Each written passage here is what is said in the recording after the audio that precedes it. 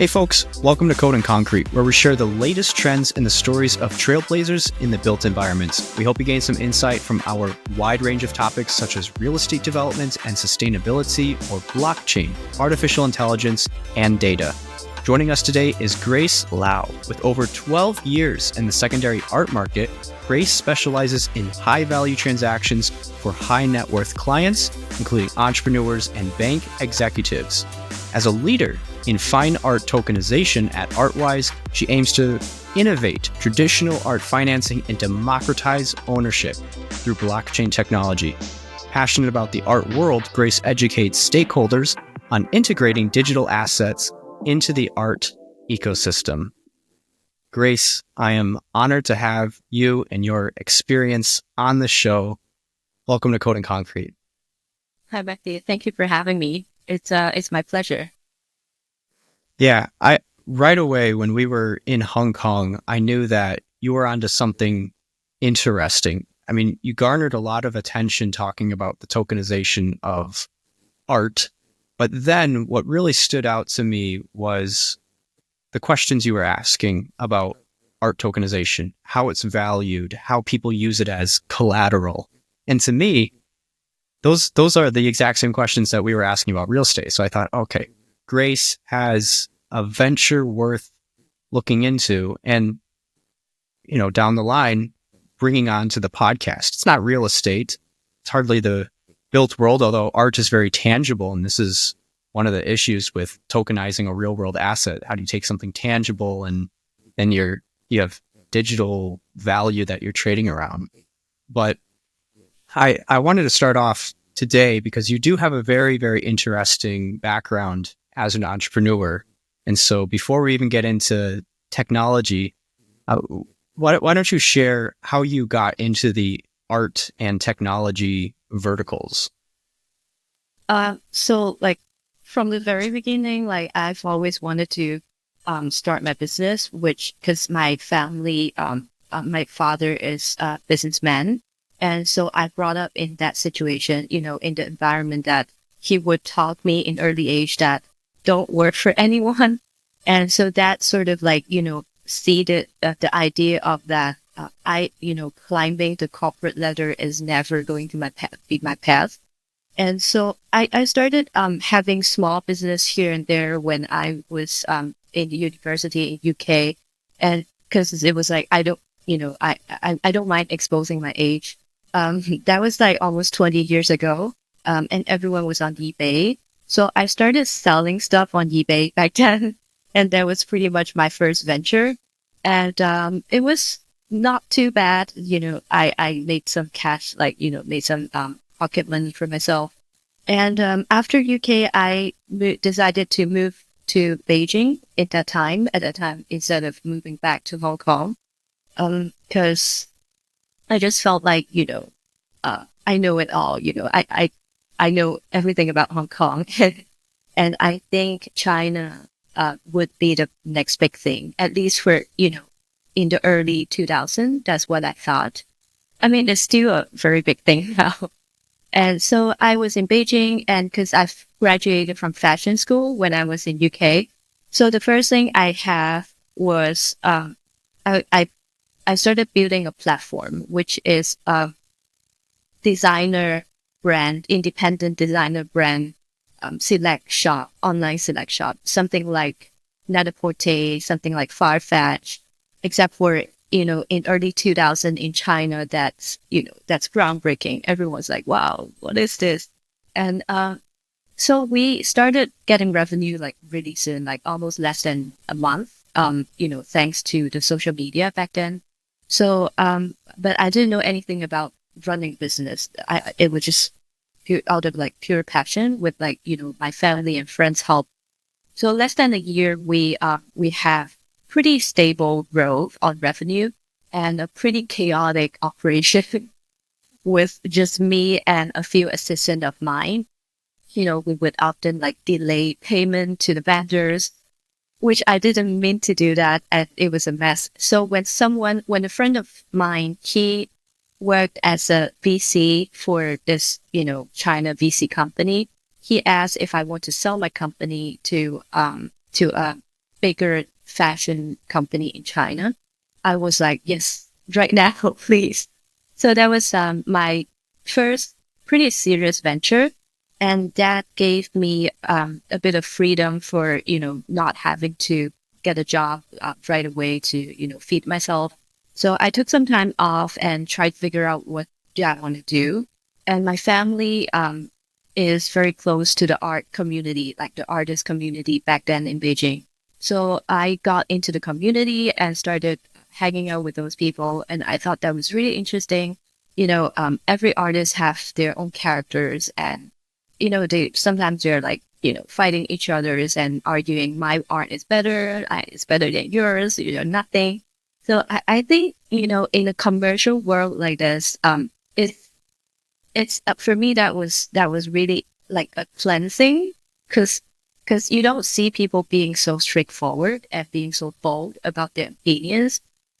So I really like to hang out with these people, and I want to be, surrounded by these people or like this industry.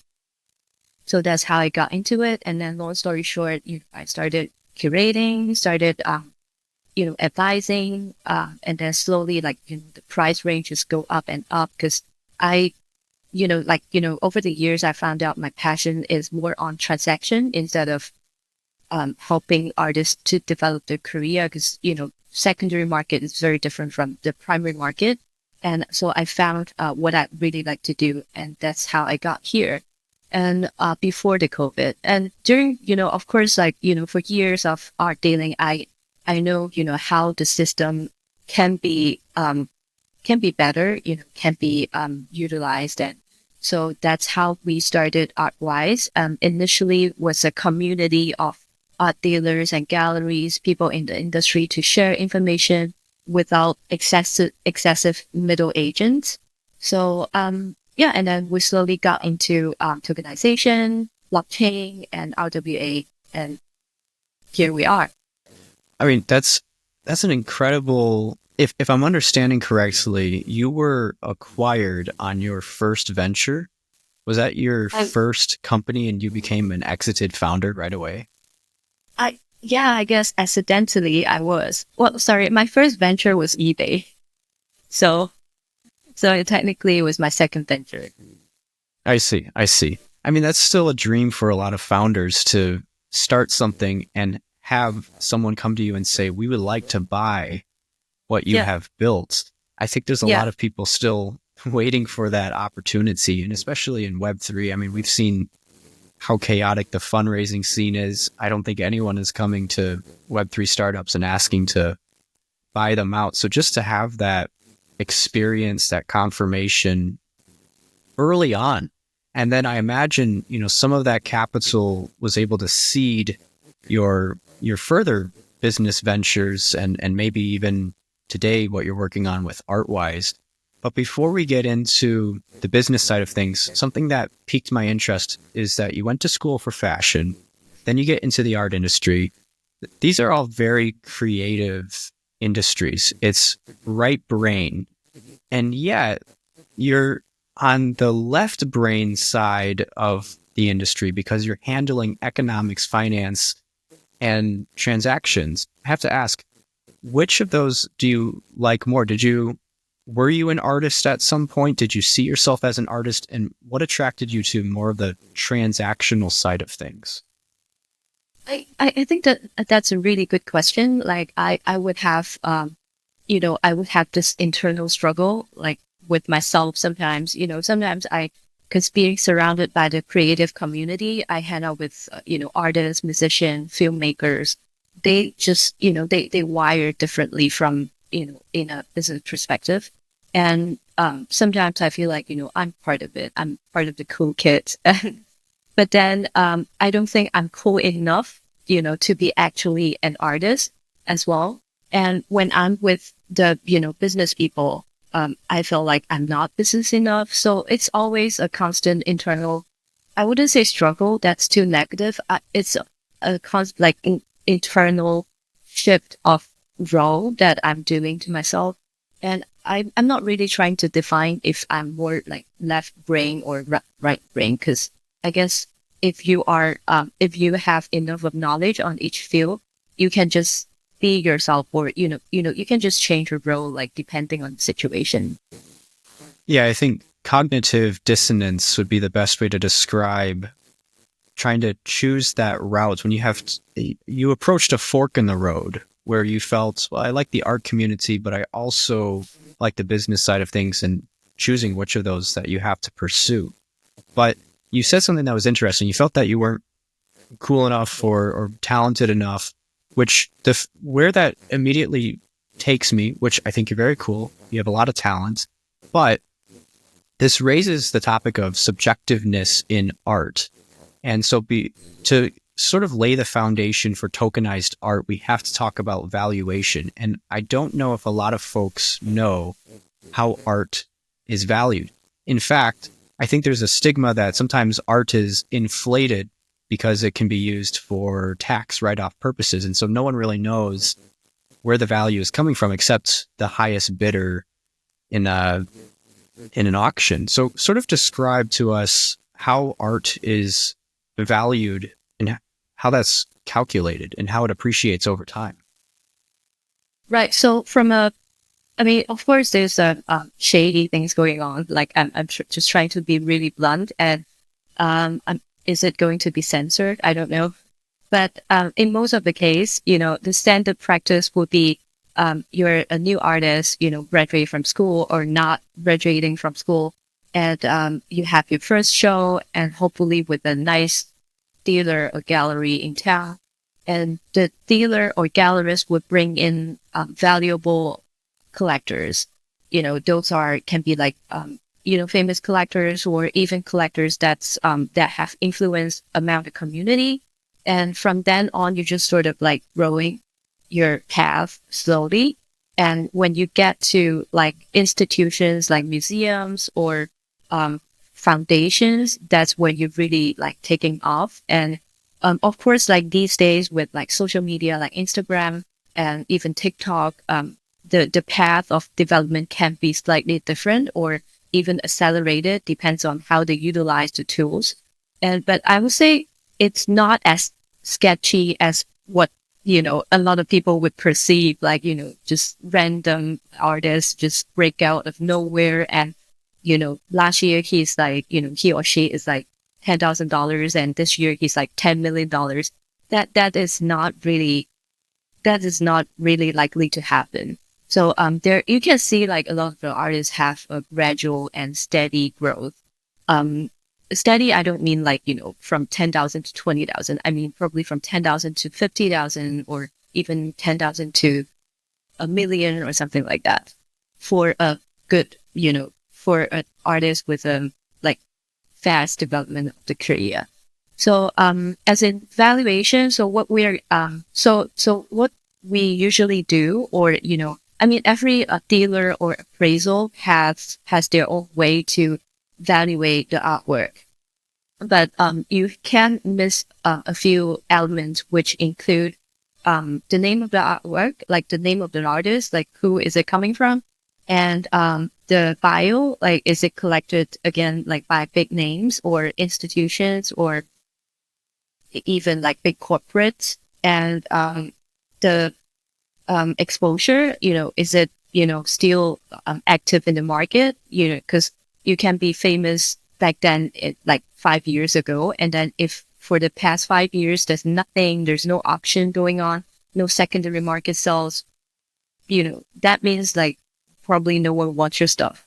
So a few really important elements to look into when we're trying to evaluate a piece of art. So that said, it's not like rocket science. You just need knowledge and access to information, as in like auction prices, as in probably insider information from the circle, because a lot of the information in the art world is still not being shared online. It's not like we're posting online about what we know about it. So you just really have to be active physically in the community to know what's going on. And so that's why we're trying to build this community in the first place, for everyone to share. Like everyone's like professional from the industry, from Europe, from Middle East, from America, from here in Asia, a couple of countries. So as we have, collective intelligence on information, we can like eventually we're trying to achieve this market efficiency on both information and valuation. It's interesting because it seems like the valuations are based 100% off of market sentiment, which is very different than traditional markets like real estate, where a lot of that value is based off of utility. We can look at the materials of the building, the people who are in it, and how much they're paying in rent. But then when you switch to art, art is art. It might be beautiful, but that's also subjective. And so what we need is intelligence or intel coming from participants in the market actively voicing that bid, what they're bidding for the art and what's being asked for it. And that's interesting because, as I understand art, it suffers from illiquidity and a proper market presence. And so you're not seeing that pricing. And this leads to a ripple effect of problems, including the failure to evaluate these properly or to use it as collateral. So it's interesting that you've introduced this marketplace of personnel come together, agree on perhaps the value of that, because those discussions have to happen frequently and by qualified individuals so that you can actually judge the art and see the change in the value itself. Because like you mentioned, if you have something that doesn't have access to a secondary market, well, naturally, it's not going to sell or exchange hands, which could be perceived as having zero value. So explain a little bit, because I don't know anything about the secondary art market. How does an artist make it to that market traditionally? And how are you looking to improve that process? And how have you already?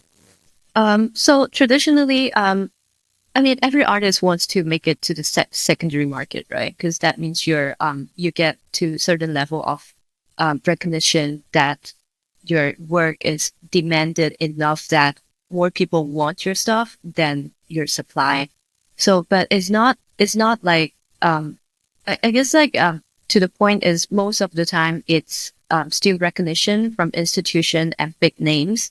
And, whether you're being collected by this famous collector, whether you are collected by, board member of certain famous gallery or museums, and with Instagram, like, how much followers do you have, and how much of those followers are like valuable collectors.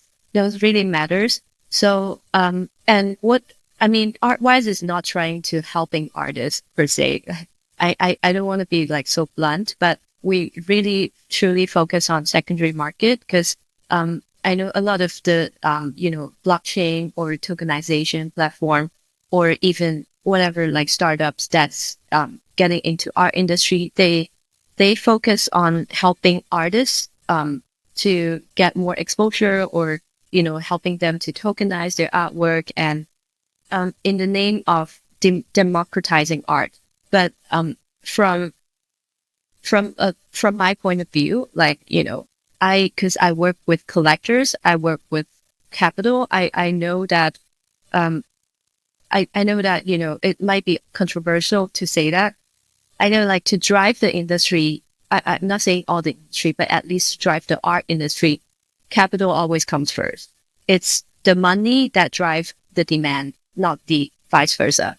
So helping the artists is a really ideal and, is a great thing to do. I mean, I want to do that too. And, everyone in the art world, whoever owns a gallery or, being a dealer, they do have a few artist friends and they do want to patronize them and help them, build up their career, ideally to the secondary market. But that's what we're not what we're focusing on. We focus on providing solution for collectors because we believe that with blockchain we provide liquidity to the collectors with art financing, DeFi lending, So that's a more efficient solution compared to traditional financing. So if the collectors have more funding or more liquidity, they would very likely, reinvest into the art circle again. So that's where I see it's going to drive the whole, ecology of the industry. I see. So there's different phases to the life cycle of art. You have the production of it. The artist is trying to build a name and distribute it for the first time. But there's a little bit of a hurdle there. They have to make it. And then this is when the secondary market becomes prevalent, where you have collectors and institutions talking to one another, trying to get that art in their collection, their access to it. And at that point, the artist could be dead, right? If we think about a lot of the art that is prominent now, the artists are not here. So we can take that first part of the life cycle and sort of overlook it for the time being and just look at the financialization of the art. How are a lot of those exchanges performed? If I was a collector right now, let's say I was a very naive collector who doesn't know how to do anything in the art industry, and I wanted to place a bid on a piece of art, where would I go right now? How do I start participating in that secondary market? I see. I guess we can see things from before blockchain and after blockchain. So before blockchain, because I've been advising for years on new collectors on how to get started with building their collection. So before that, it's always just go to the community, go to your local galleries, or I would send invitations to them, like to participate in the gallery openings, talk to the artists, talk to the gallerists, even talk to auction houses specialists to really try to see things for as much as they can. Like, don't buy anything for the first at least like 6 months, because whatever you're buying in the first 2 years are probably trash. There's really like this learning curve for collectors to really understand what they want and not being, sold, bunch of things that they don't really like, or, eventually the price would not go up.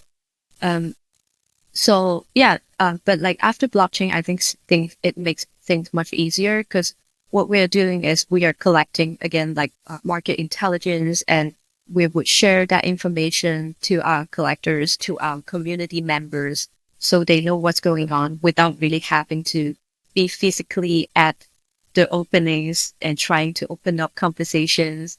That's one thing. And with the price data and, everything is being recorded on blockchain, and like, who, if you were to buy a piece of artwork from secondary market, you can see clearly like the transactions before you did.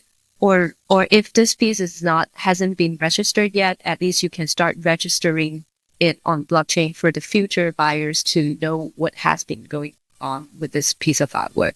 And, with clear provenance, collectors are less likely to acquire something that's fake. I think those are, the difference between pre and post blockchain. And we're really trying to integrate the whole solution into like all the possible like potential aspect of the whole transaction, like whole journey of collecting art. I see. So the way I'm visualizing this is art is currently very opaque. Conversations are happening behind closed doors, and there's a fragmentation of information where you have to be present at an auction house or a gallery in order to see the people who are going to tell you, we think it's worth this, it's Yes. legit, and performing in Yes. those exchanges, versus a digitized and decentralized version where, one, you could access art anywhere in the world, which certainly democratizes it and helps people. They don't have to know the right person, because art, I imagine, is very socioeconomically exclusive. I don't know who I Totally. would talk to, Totally. to get access to art. But And sorry, and and then not to mention, sorry to cut you off, and not to mention, a lot of the times when you're new to the industry, you thought you were talking to the right person, but you're not, and like, as in you're getting false information because, think about the roles of the people you're talking to. They're probably gallerists or dealers that their role are sales. They want to make sales, right? So what do you do when you're making sales? I'm not saying everyone, but they're trying to be selective on the information they share. right. So that might be misleading. And that happened a lot to my clients when they first came into the industry and they're like, oh, I dropped into this gallery and, the gallerist told me, this artist is really, up and coming and blah, blah, blah. So he or she actually purchased that. And then, so he sent me, the information for review. And I was like, I don't even know this artist.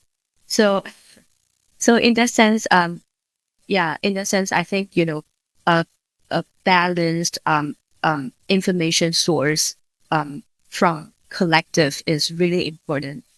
So like, as a collector or as anyone that's trying to make decision in the field, you just really need a lot of information for you to have that, bird's view. Right, right. And I'm glad you brought that up because where I wanted to segue a little bit was provenance, right? It's not just the information that you have access to, but it's the quality of that information. And that's something that you're dramatically improving, where you can see the people behind the art and the transactions and the values associated with that. And at the same time, you have this real-time influx of market data. So transactions that haven't occurred yet, but what people are thinking about it, where that art could transact. And that's where you start to, project appreciation and determine this is something that is a stable investment and I could hold it in my portfolio, use it as collateral. And it's very relevant to real estate too. That's an industry that is opaque and you have the limitation of information and you have people who are incentivized to not tell the full truth.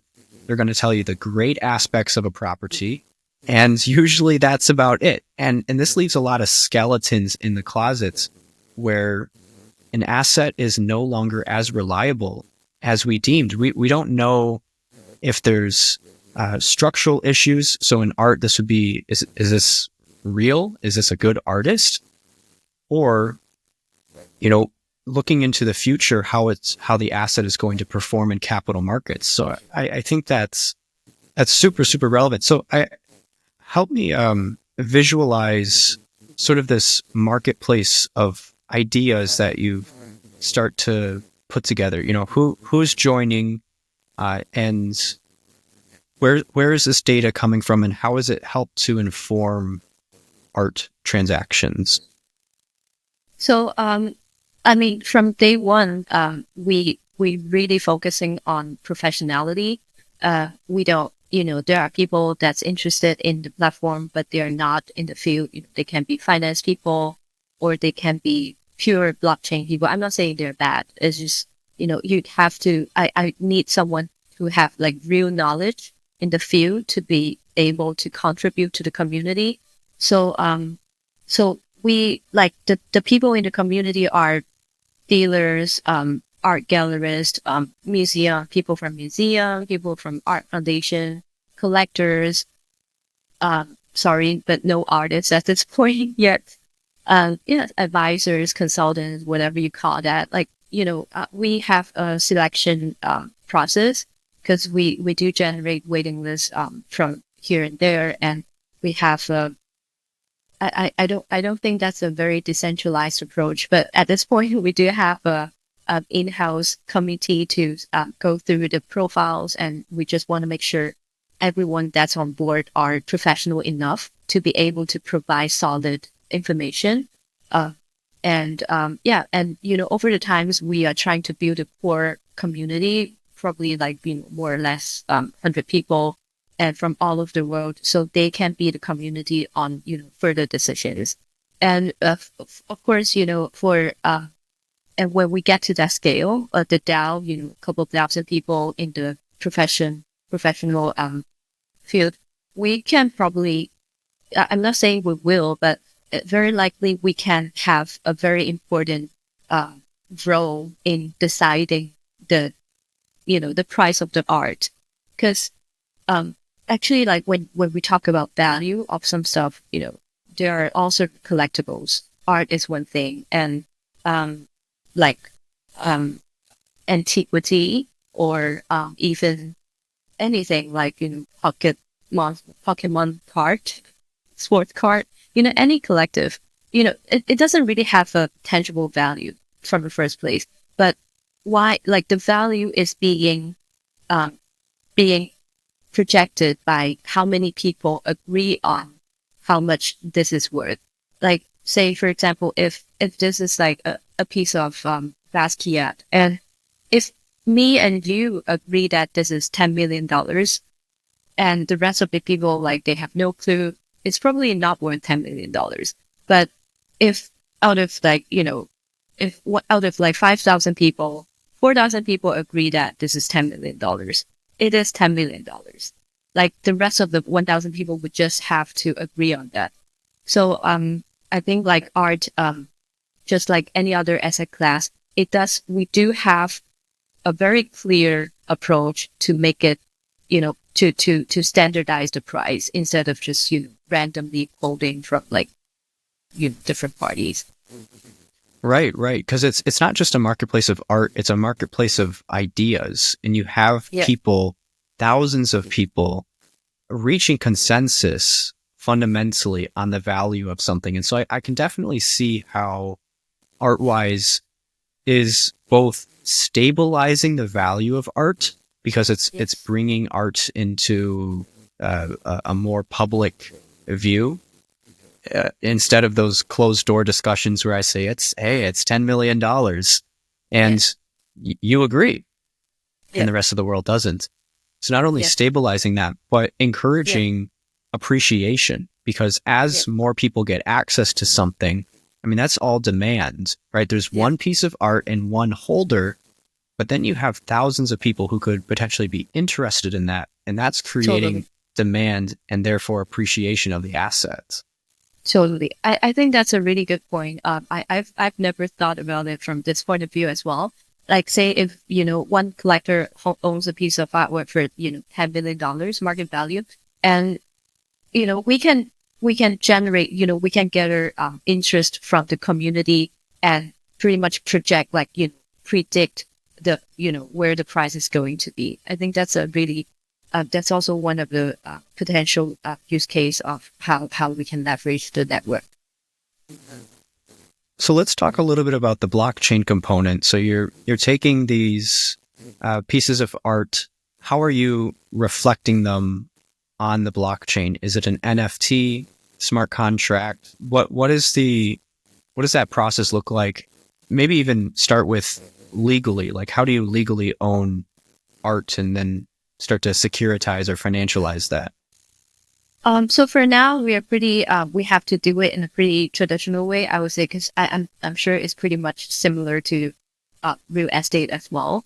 Because even though we are in blockchain, but most of the part is still like physical business.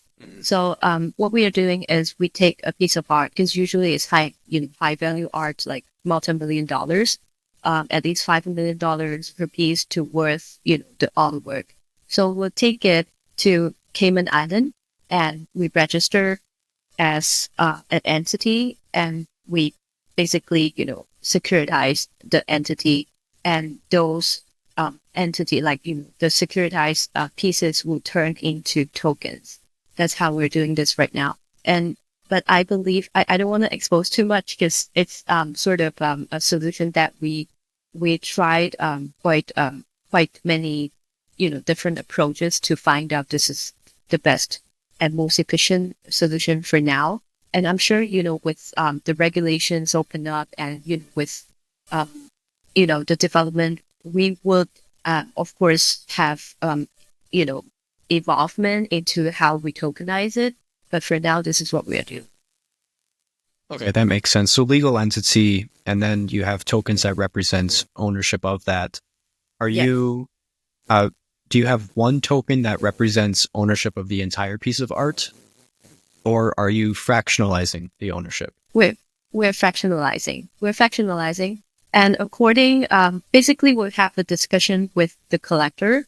And of course we will advise that, for this value of the art, we're advising it's better to fractionalize into, say, 1,000 pieces or 500 pieces. So it's really case by case. I see. And that's probably good for a wealth portfolio too. Instead of holding one piece of art, which even in a marketplace of ideas, art would be subjective. And so something might depreciate when you thought it would appreciate. And so if you could have 1,000 pieces of art, that almost guarantees that you're going to maintain 4, 5, 6% appreciation per year. I have to ask, how does art appreciate on an annual basis? Well, it can be up to, for one piece of art, it can be up to 20% or even more. From my personal experience, there were times that I would advise my client buy $1 million, and then less than 1 year, the price goes up to $3 million, but that's not an everyday thing, of course. But if you have a really healthy and diverse portfolio, it's easily like 20+% per year. And that's why we really think fractionalization it's genius. Not everyone can buy like $1 million. I'm sure some people can, but not everyday people. So that really intimidated the entrance of, this asset class. And, everyone can buy a share of Tesla, can buy a share of, Google, but not everyone can buy a share of Picasso. But what we're doing is nothing new. I think there's nothing new to fractionalize an expensive asset class. It's just the technology was never being truly introduced, and we think this is a perfect timing to really integrate the technology into what we're doing. And say Right. fractionalizing, if you have 10 piece of artwork, and each of the artwork you have own a share of 2% of it. And that's very helpful for us. For me, that looks very helpful. So I guess fractionalization in art is nothing new. It's we're not the first person, we're not the first company into this. And there's another company, I don't want to mention the name, because they started doing this fractionalization of art investment since more than 10 years ago. And they get a lot of traction, and because apparently back then it was a groundbreaking idea, right? And it really captures the audience, the client base that's looking into investing in art but doesn't have spare cash of $1 million at least. So but from what I know, they are really having problem of not able to actually sell their portfolio, because their operation model is they would take a piece of art, and usually from auction or from private channel, and because they don't I think the core member, they're not really from the art industry. Of course, they hire, specialists, but specialists, the people that you hire, I hate to say that, they don't really think for you, as you do for your business, right? So they would acquire a bunch of artwork and build up the portfolio, and they would list the artwork and for people to purchase in fractions. And this is where the bug comes in, is once you purchase the fraction, you own the piece of securitized company, but then you are not able to transfer, you are not able to sell it. You will be set on your investment until the company decided to liquidate it, which is at least 5 years.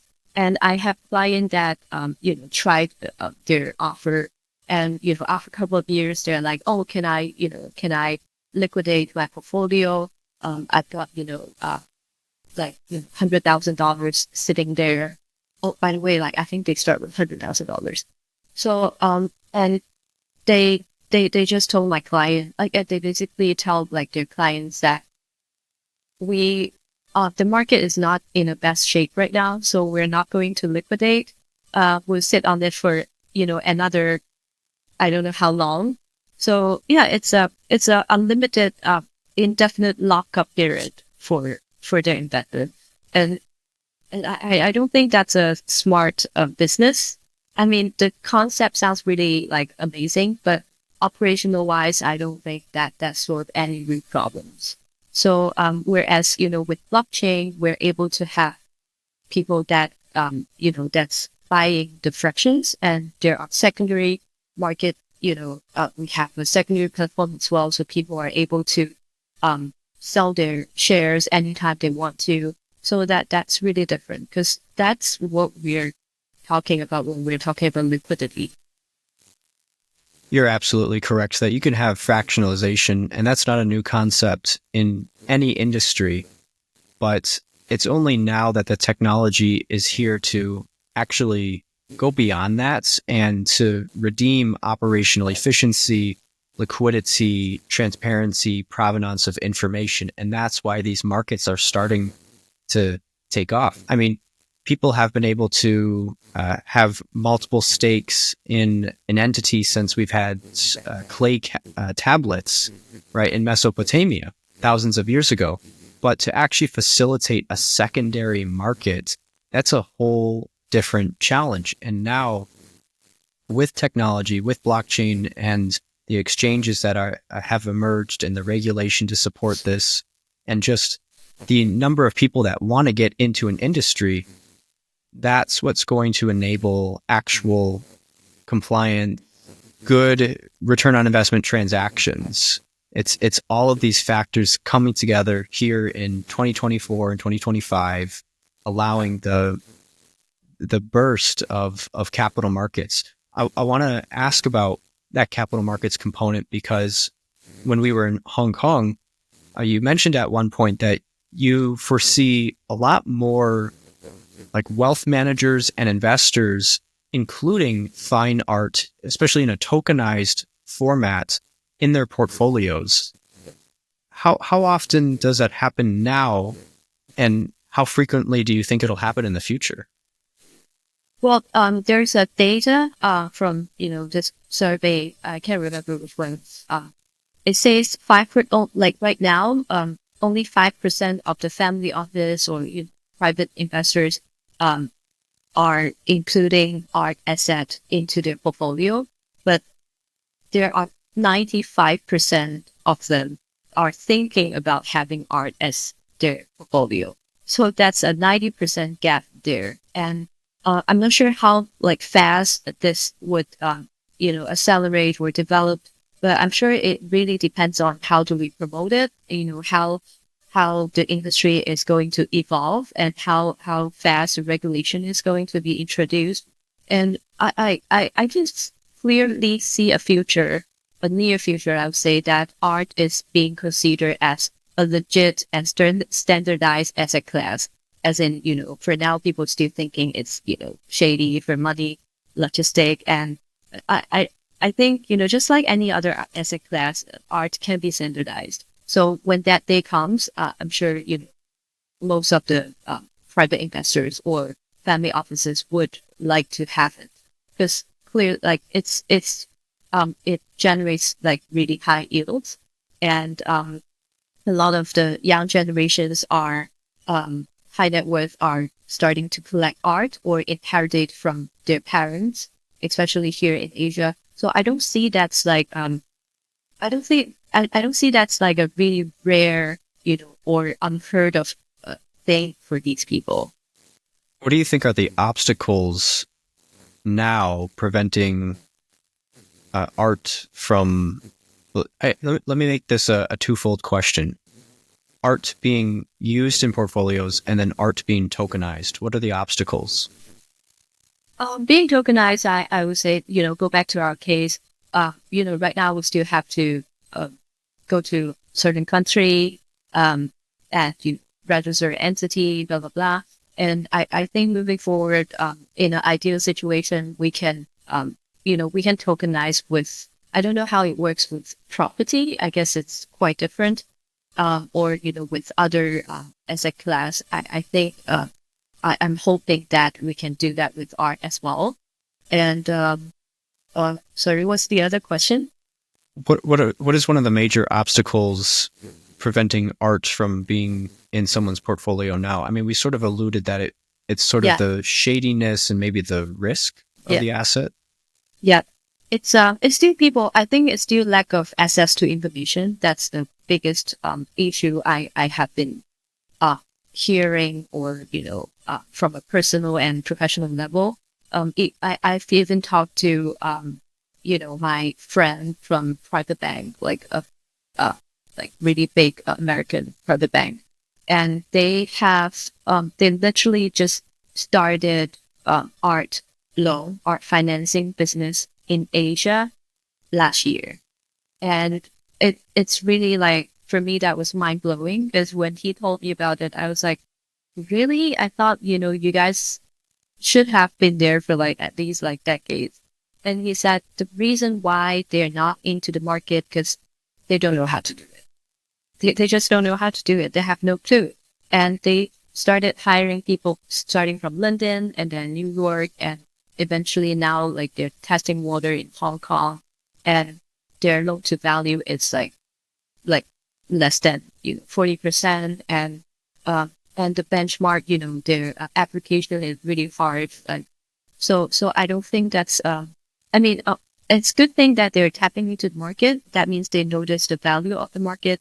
But back to your question, I think the biggest hurdle is lack of access to information and know-how. So with the the community that we are really trying to democratizing information and creating market efficiency. Yeah.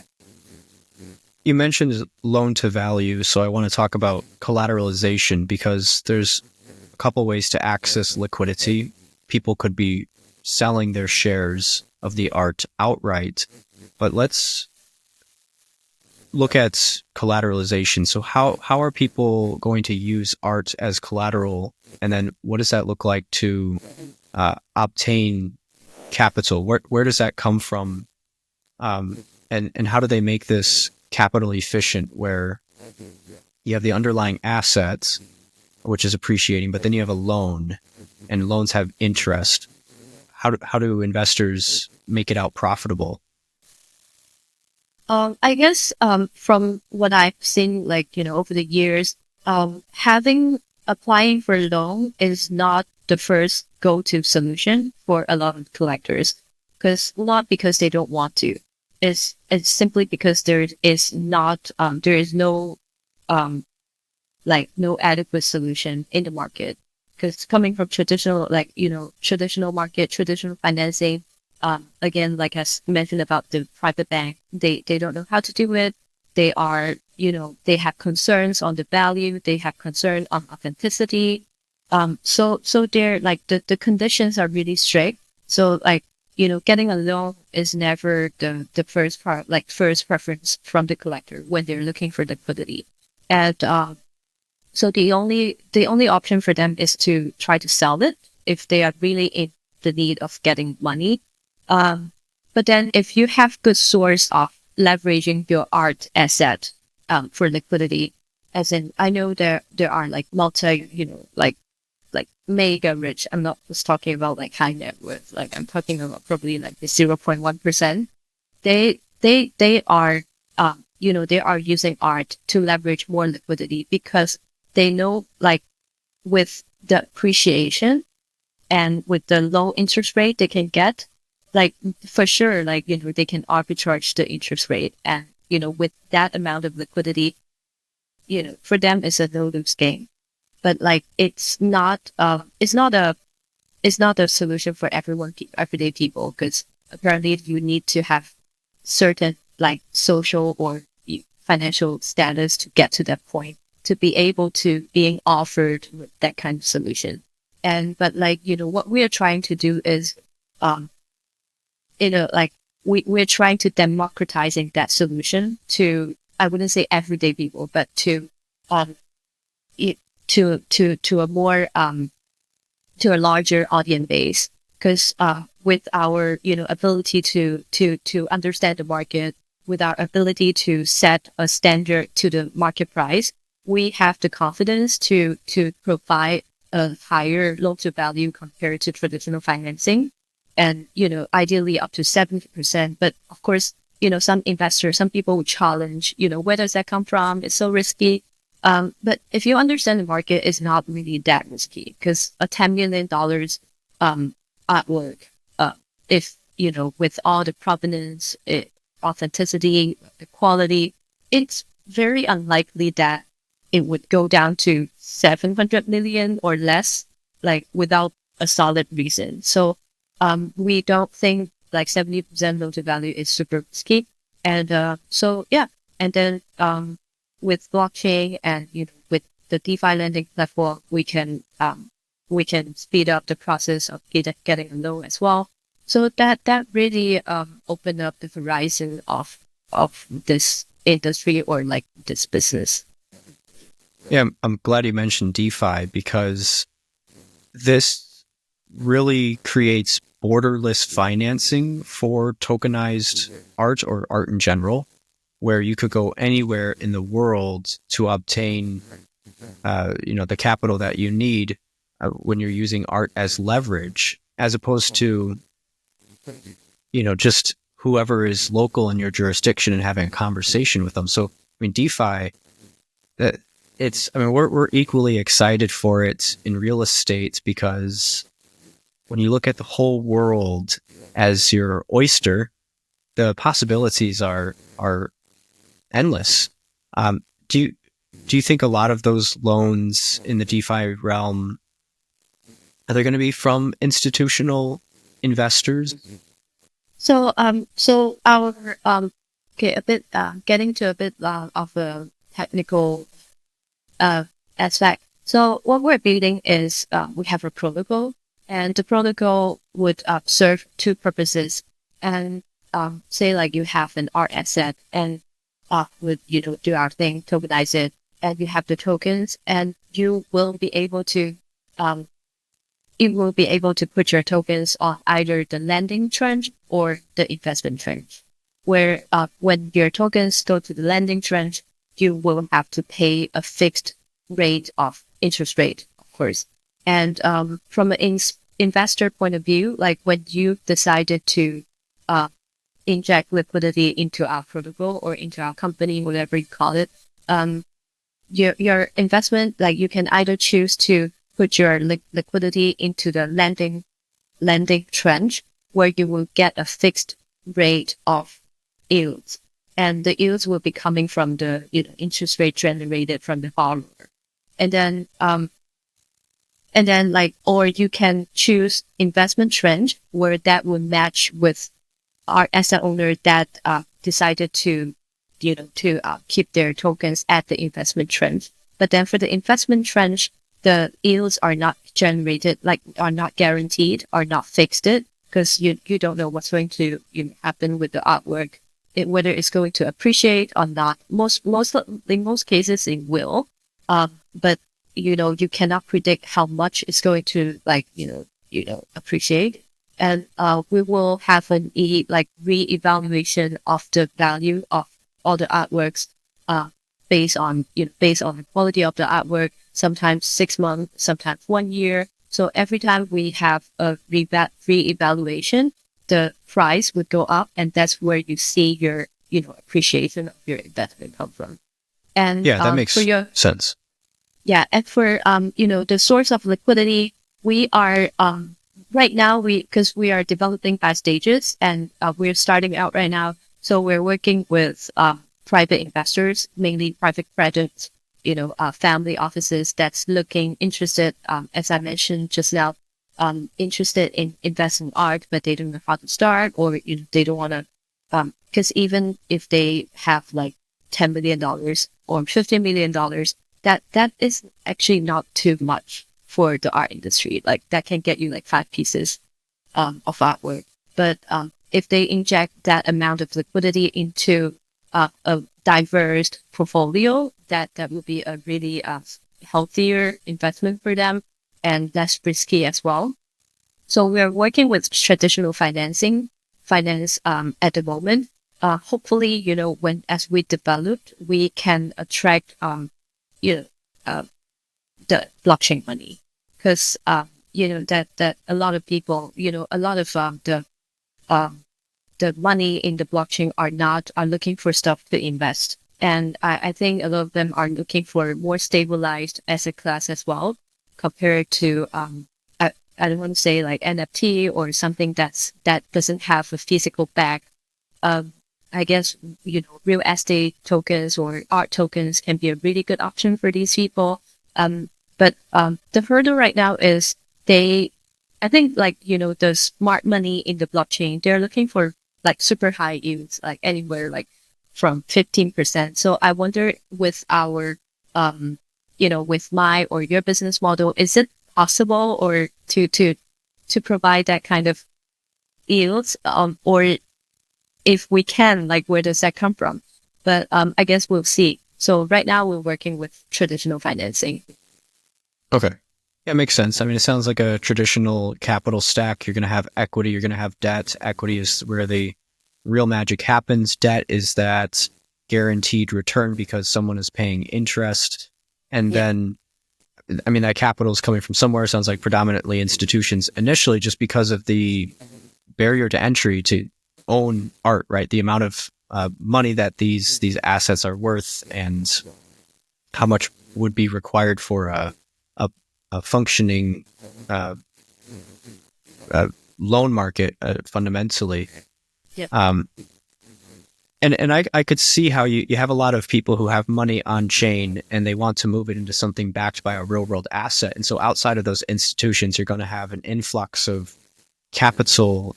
And this is sort of the beauty of DeFi and tokens, where things are interoperable and they can move across chains, and you can get really creative with how you move money, how you store money, and how you're collecting income from all of these different places. And this just becomes another option to build up someone's portfolio, potentially with greater returns than, I mean, like tokenized bonds. People have a lot of tokenized bonds. That's great. It's been a great use case thus far. It's highly liquid, but the returns are low, generally speaking. And so as tokenized real world assets enter the scene en masse, people are going to be willing to invest in that, and they're going to be so diversified that they're not thinking about, well, this might not work. If you have 10 different assets, totally different asset classes that are on average 15 to 20% annual return, it's pretty safe to say even if one of those failed, you're still going to get your 15 to 20% annual return. Yeah, exactly. And I would like to add up that, because we all know, blockchain investment or even RWA is in a very early stage right now. I mean, it's been like a couple of years, but still very early in a history sense of view. So right now, people are like purely looking at how much yields are generating, or, how much profit I can get from this. But I guess just like any other investment, because in the real world right now, people are investing in, vintage cars, invest in, again, sports cars. And I do personally, I do feel like, in the short future, in the near future, the new generation are going to see, digital, blockchain investment as a source of emotional value as well. So like how much of the return might not be as important, like to that point, compared to what we are seeing right now. Right. Just to have awesome assets in your portfolio. It's prevalent today. People will buy something that, and this is sort of the beauty of subjectivity. You can buy something that is a one of one, and maybe other people don't see a lot of value in it, but you can say, I own it. It's mine. It's very unique. Here's the history to it. And it's going to be the same way with tokenized art. To have a fractional piece of Picasso in my portfolio. I mean, those are bragging rights, Yeah, fundamentally. exactly. I've heard of this company. I'm not sure if I was right because you're in the industry. They are selling like fractionalized token of properties, and then if you get a share of the property, like you can stay at the property, like physically, you can actually stay there for certain period of time. So I'm seeing this. This is like a really interesting use case for fractionalization or tokenization as well. Like, what if in the future, if I own a piece of Picasso and I can literally like VR that in my living room, as a piece of like authentic, like artwork. That can happen. Like, yeah. Awesome. Awesome. Well, since we're top of the hour here, I want to ask, my last question to you, Grace, which is for people who are looking to get into the art investment industry, maybe they want to be a collector. We don't focus a little, too much on the artist here, but for people who want to engage in the financialization of art, where do they start and what advice do you have for them? Check out our website. Yeah, I'm kidding. I think for now, like, just try to look for information online. There are informations. I mean, it's not, very open yet, but you can still find like price data on like websites like ArtPro, ArtNet. You can even pay for it to have a more comprehensive data set. And if that's what you're looking for, and, talk to advisors. Don't talk to sellers, don't talk to dealers, don't talk to gallerists, don't talk to anyone that tried to sell you anything. Just pay for the professionals and listen to what they have to say. And I think that's the faster way to get you off the ground. And hopefully, when we introduce our community, we offer this membership for people to join in, and that would be the fastest way for them to have access to information as well. Awesome. Great advice. And you're welcome to plug your website, because I will have that link and your LinkedIn in the show notes so that anyone who is interested in this is going to be able to research what you're working on and reach out to you for further collaboration. Sure.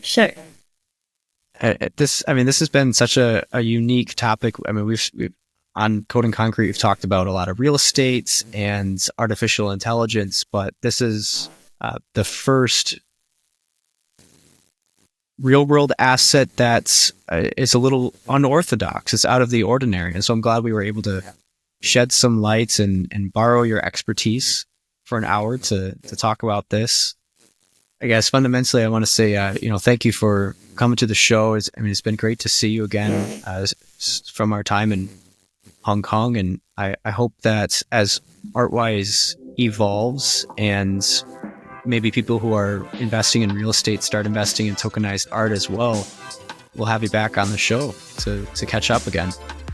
I love to. Awesome. So thank you again. And, thank you for everyone who has tuned in on this episode of Code and Concrete. Grace, till next time. Thank you. Until next time.